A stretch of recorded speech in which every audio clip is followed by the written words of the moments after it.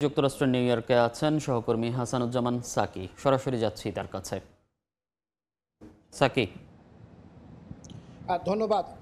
Republican দলের জাতীয় convention 4 দিন ব্যাপী। সেই 4 দিন ব্যাপী ন্যাশনাল কনভেনশন আজকে সাপ্তাহিক কর্মদিবস সোমবার সকাল থেকে শুরু হয়েছে, কিন্তু 4 দিন আর যেতে হয়নি। প্রথম দিনেই অনেক কিছুর সুরাহা হয়ে গেছে।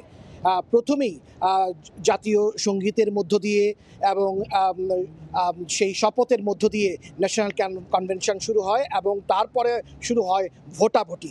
অর্থাৎ ডোনাল্ড ট্রাম্প যে প্রার্থিতা ঘোষণা করেছেন, সেই প্রার্থিতার ব্যাপারে যে ডেলিগেট রয়েছে রিপাবলিকান দলের প্রায় 2,500, সেই সব 2,500 ডেলিগেটরা বিভিন্ন অঙ্গরাজ্যের, সেই সব তারা একে একে ভোট দিতে থাকেন।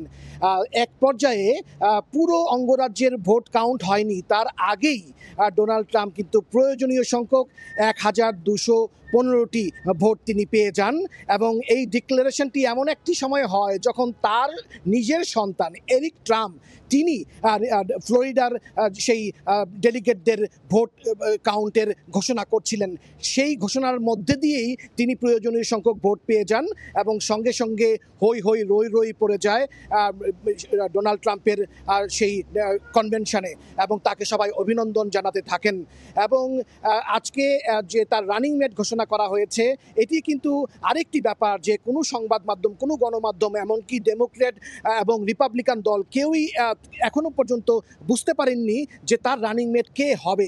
একেবারেই নতুন এক চমক নিয়ে হাজির হয়েছেন ডোনাল্ড ট্রাম্প। তিনি 39 বছর বয়সী একজন তরুণ রাজনীতিককে তার রানিং মেট হিসেবে ঘোষণা করেছেন এবং তিনি ভাইস প্রেসিডেন্ট নির্বাচনে রিপাবলিকান দলের প্রার্থী হচ্ছেন।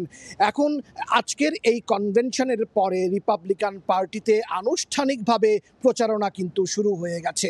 এই প্রচারণা এমন এক সময়ে শুরু হলো যার 2 দিন আগেই আপনি জানেন যে পেনসিলভেনিয়ার বাটলার শহরে অলৌকিকভাবে বেঁচে গেছেন ডোনাল্ড ট্রাম্প। তিনি আহত অবস্থাতেই কনভেনশনে হাজির হয়েছেন এবং তিনি কিছুক্ষণের মধ্যেই তিনি এই আজকের কনভেনশনের পরে যে প্রার্থিতা নিশ্চিত করার পরে তিনি ভাষণও দেবেন বলে আমরা আশা করছি।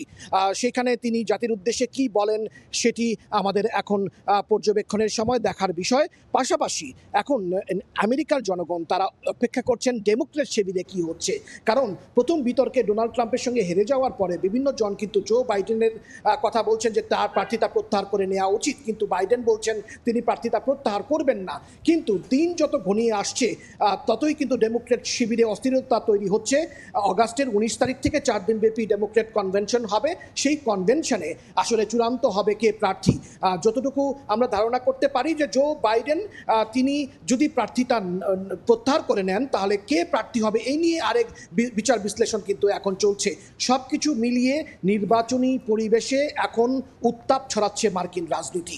এই ছিল আমার কাছে রিপাবলিকান পার্টির যে জাতীয় কনভেনশন আজকে প্রথম দিনের, সেই কনভেনশনের সর্বশেষ। আপনাকে ধন্যবাদ। হাসানুজ্জামান সাকি, সময় সংবাদ, যুক্তরাষ্ট্র। সরাসরি যুক্ত ছিলাম যুক্তরাষ্ট্রের নিউ ইয়র্ক থেকে।